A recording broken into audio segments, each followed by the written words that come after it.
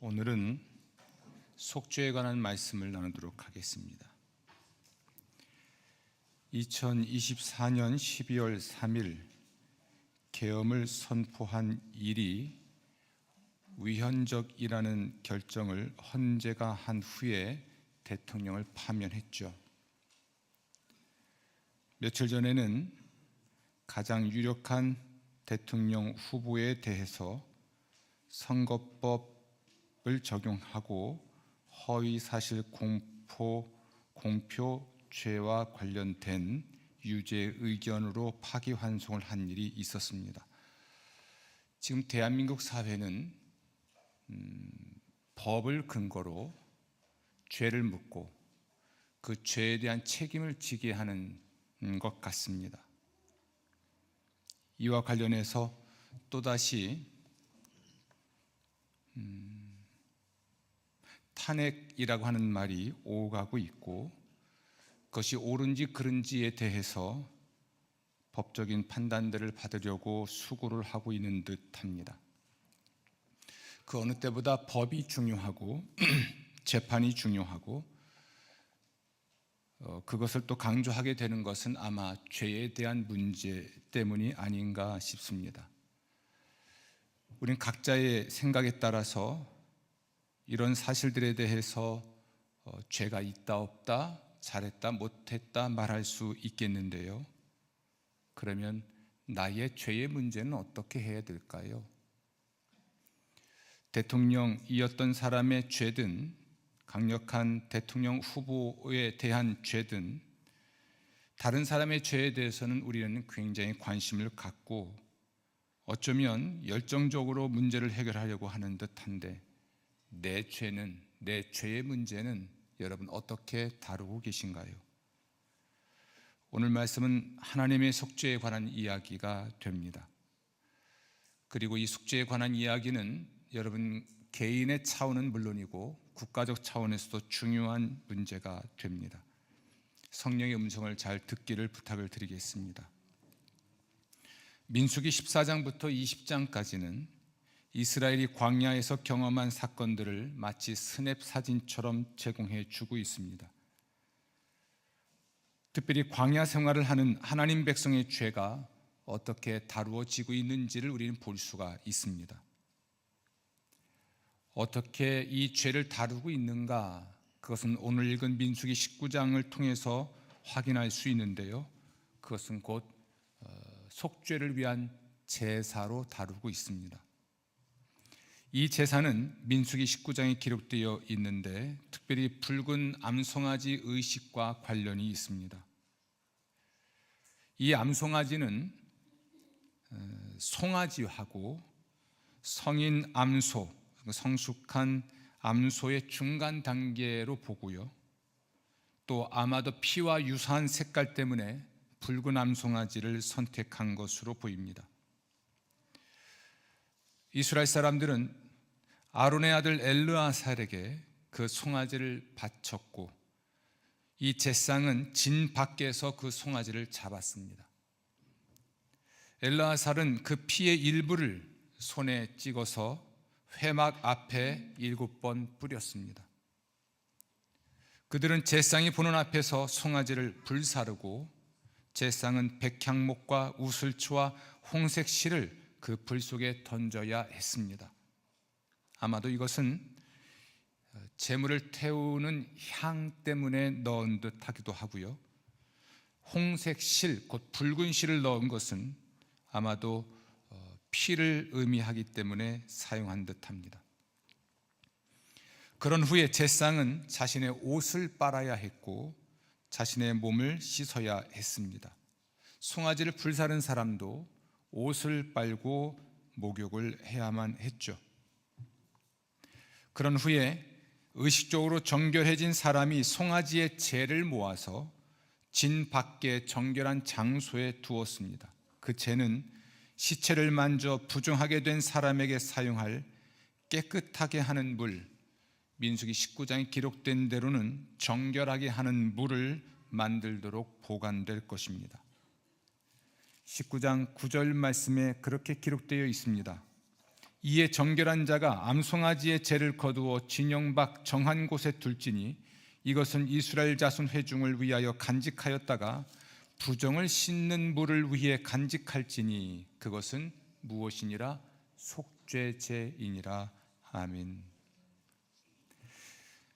이 죄를 어떻게 사용할까요? 17절 말씀 보면 부정한 자를 위하여 죄를 깨끗하게 하려고 불사른 재를 가져다가 흐르는 물과 함께 그릇에 담고 정결한 자가 우슬초를 가져다가 그 물을 찍어 장막과 그 모든 기구와 거기 있는 사람들에게 뿌리고 또 뼈나 죽임을 당한 자나 시체나 무덤을 만진 자에게 뿌리되.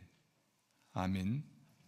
이 재는 곧 정화수를 만드는 데 사용된 것입니다.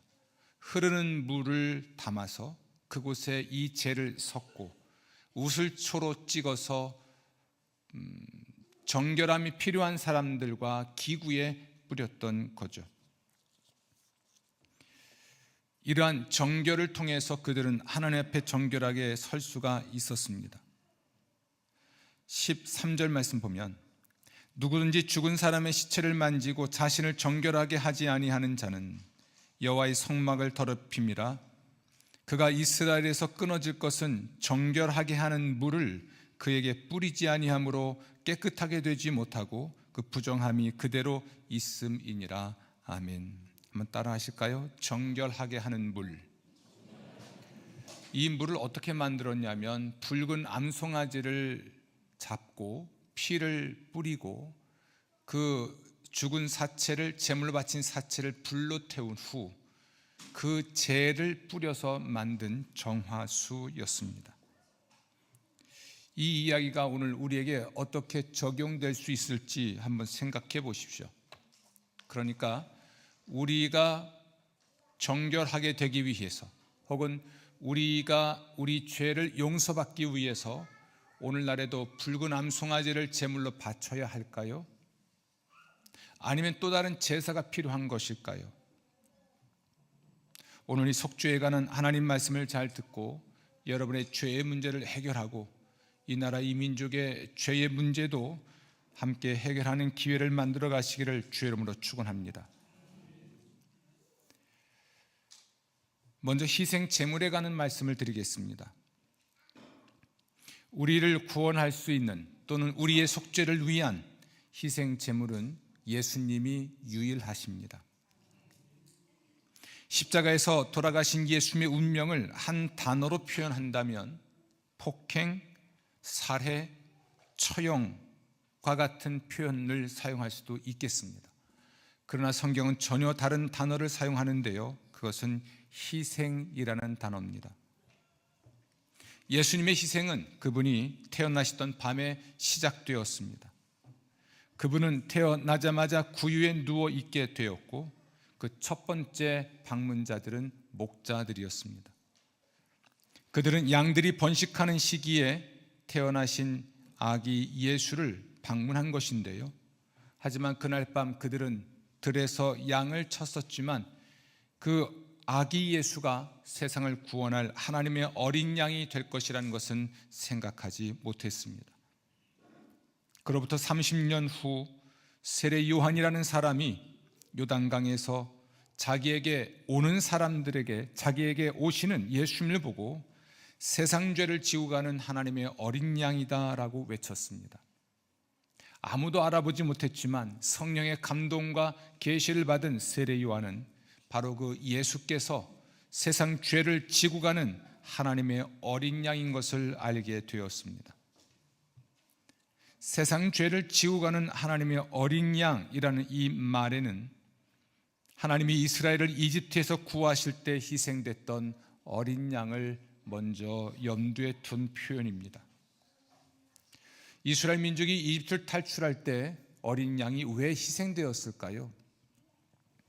하나님이 자기 백성을 이집트에서 구출하기 위해서는 이집트와 이집트 왕 바로를 징계하셔야만 했습니다. 마지막 하나님의 징계 재앙 중에 장자의 재앙이라는 것이 있었는데요, 이집트 사람 중에 장자, 처음 태어난 아들, 또 그들이 키우고 있던 가축들에서 처음 태어난 수컷 새끼와 같은 것들을 하나님이 죽이시는 것입니다. 그런데 하나님께서는 이스라엘 백성을 이집트 사람들과 구별하셨는데요, 어떻게 구별하셨냐면 희생양, 양을 잡고 양의 고기를 그들은 먹되 그 피를 그들 집의 문 임방과 문설주에 바르게 하셨습니다. 이런 장자를 죽이는 심판의 재앙을 실행하는 천사가 그 집 임방과 설주에 피가 묻어 있는 곳이라면 넘어갔고, 그러므로 그 집안에 있는 사람들은 장자의 재앙을 피할 수가 있었는데요, 이렇게 하나님이 구별하실 때 양은 희생됐고 그 피를 문의 설주와 임방에 발라 구원을 받게 되었습니다. 그러므로 이스라엘 민족이 이집트에서 구출을 받을 때 희생된 양, 그로 인해서 하나님의 백성이 구출을 받은 것, 이와 같이 하나님이 자기 백성 이스라엘 백성, 물론 인류의 모든 죄를 위한 희생양으로 예수 그리스도를 세상에 보내신 것이었습니다. 예수님은 이집트에서 이스라엘 백성을 구원하실 때 희생된 양처럼 인류를 그 죄에서 구원할 속죄를 위한 양으로 하나님이 보내신 구원자였던 거죠. 이렇게 유월절 어린 양으로 희생되신 하나님의 아들 예수 그리스도에 관한 이야기는 예수님께서 마지막 식사 자리에서 베풀어 주셨던 또는 제정하셨던 성찬에 관한 이야기를 통해 확인할 수도 있습니다. 예수님은 제자들과의 마지막 유월절 식사 자리에서 빵을 들어 축복하시고 그것을 떼어 제자들에게 주시면서 말씀하셨습니다. 받아서 먹으라. 이것은 내 몸이니라. 또 잔을 가지고 감사 기도하신 후에 제자들에게 주시며 말씀하셨습니다. 너희가 다 이것을 마시라. 이것은 죄 사함을 얻게 하려고 많은 사람을 위하여 흘리는 바 나의 피 곧 언약의 피니라. 아멘.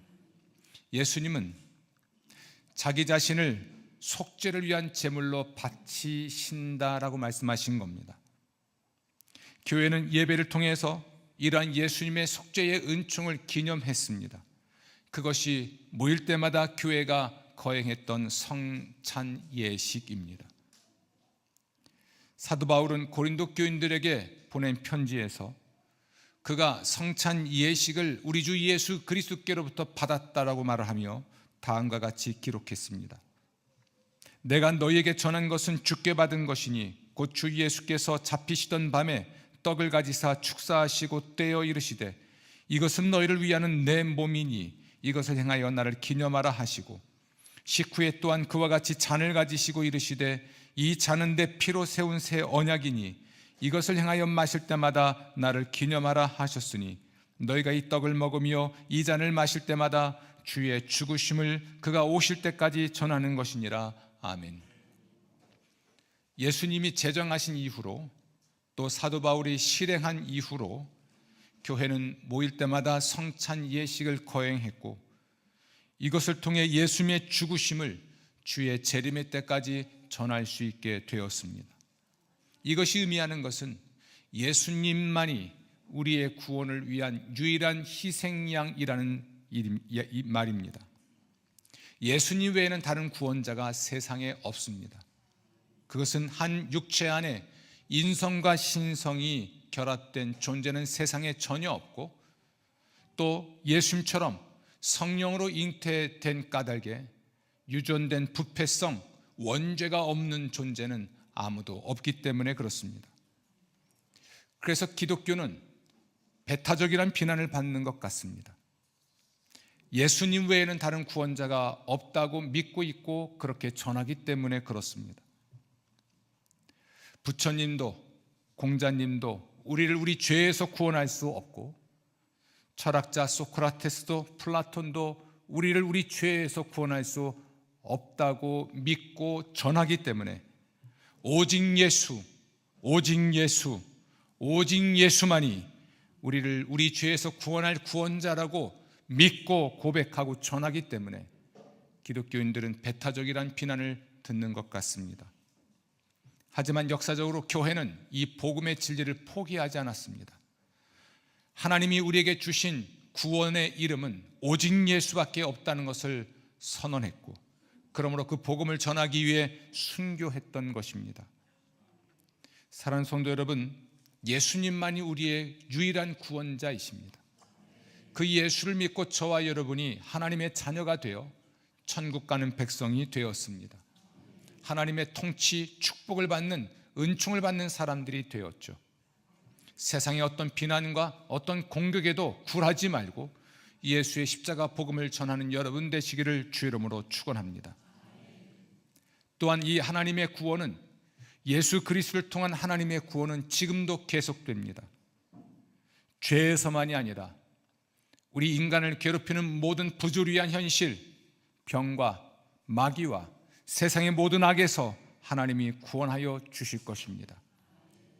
만약 그렇다면 세상을 위한, 이 세상의 죄를 위한 해결책은 예수 그리스도 그분 안에 있다고 확신합니다. 세상 일을 봐도 그렇지 않겠습니까?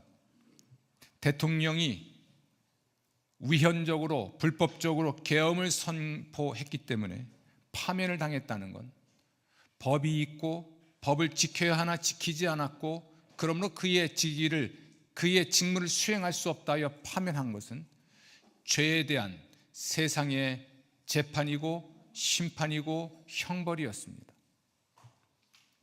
이것이 세상의 이치라면 우리의 죄에 대해서도 마찬가지입니다. 하나님은 하나님의 법에 따라 인간을 심판하실 텐데, 그것은 곧 정죄, 유죄, 선고와 혹은 면제 혹은 무죄, 석방이 될 수 있을 것입니다. 모든 사람이 죄인인 것은 분명한데요, 그러나 그 죄에서 구원할 수 있는 존재는 예수 그리스도밖에 없고, 그러므로 자기 죄를 회개하고 예수를 구원자로 믿는 사람만 하나님의 구원을 받을 수 있습니다. 우리가 전하지 아니하면 사람들은 누가 그들의 죄에서 구원할 수 있을지 모를 것입니다. 우리가 외치지 아니하면 어떤 누구도 예수님을 구원자로 믿지 않을 것입니다. 우리는 잠잠할 수 없을 것입니다. 입을 다물고 있을 수는 없을 것입니다. 모든 방법, 죄 짓는 방법만 빼고 모든 방법을 동원해서 예수께서 우리의 유일한 구원자, 우리의 구원을 위한 희생제물 되셨음을 선언할 수 있어야 할 것입니다. 그럴 때 여러분도, 세상도 구원을 받고 지금도 부조리하고 혼란스러운 이 나라, 이 민족도 새로운 희망을 갖게 될 줄로 믿습니다. 확실한 건 기독교가 제단 위에서 시작됐다는 것입니다. 십자가라고 하는 제단 위에서 기독교가 시작되었다면 그것이야말로 기독교인들의 표상이 될 수 있어야 합니다. 하지만 우리는 오늘날 십자가를 부끄러워하는 듯합니다. 예수님의 십자가 복음에 대하여 용기를 내지 못하는 듯합니다. 내가 그리스도인인 것을 숨기고 그리스도인 공동체인 교회의 구성원이라는 것도 숨기는 것이 일상인 듯합니다. 어디 가서 예수의 십자가 복음을 담대히 말하지도 못하고 그렇게 말하는 것을 부끄러워하여 숨고 있는 것이 현실인 듯합니다. 다시 한번 성령의 은혜가 필요한 시점입니다. 예수님이 십자가에 잡히시던 날 밤에 호언장담했던, 순교도 각오했던 제자들이 형편없이 쓰러지고 예수를 버리고 도망갔던 것처럼 우리 시대 또한 그러하지 아니한가 생각을 합니다. 이에 대한 치유책은 다른 것이 아니었습니다. 성령의 강림이었고, 성령으로 세례받아 그들이 예수에 관한 복음을 확신하게 되는 것, 그 길밖에는 다른 대안이 없었습니다. 그러므로 예수님께서도 말씀하시고 약속하시기를 내가 또 다른 보혜사를 아버지께 받아 보내겠다 말씀하셨고, 오순절에 성령이 오셨을 때 예수님의 제자들은 예수님만이 구원자라는 신앙의 확신이 생겼고, 그러므로 예수의 죽음과 부활을 전하다가 순교할 수가 있었습니다. 이제 곧 맞이하게 될 성령 강림절은 교회의 생일과 같습니다. 신앙의 확신이 없이, 복음에 대한 확신이 없이, 복음을 통한 구원의 확신이 없이 방황하던 예수님의 제자들과 교회가 새로 힘을 얻고 역사 속의 정체를 드러낸 날이기 때문에 그렇습니다. 사랑하는 성도 여러분, 오늘 우리는 하나님의 속죄에 관한 말씀을 듣고 있습니다. 우리의 죄를 어떻게 해결할 수 있을지 하나님의 방법에 관하여 말을 듣고 있습니다. 하나님이 마련하신 구원의 도리, 속죄의 도리이신 예수 그리스도를 믿고 그분을 세상에 전하며 살아가는 여러분 되시기를 주의 이름으로 축원합니다. 이런 공적 예배를 통해서 선포되는 설교와 성찬에 참여하는 시간들을 통해서 성령께서 여러분의 죄를 드러내고 지적하시면 철저히 회개하신 후에 예수 그리스도의 십자가 복음으로 용서받기를 간구하시기를 주의 이름으로 축원합니다. 그리하면 주님 약속하신 대로 여러분의 모든 죄를 주님이 용서하시고 모든 불의에서 건져 성결한 주의 백성으로 살게 하실 줄로 믿습니다. 성령의 강림과 능력이, 그 축복이 여러분 모두에게 함께 하시기를 기원합니다.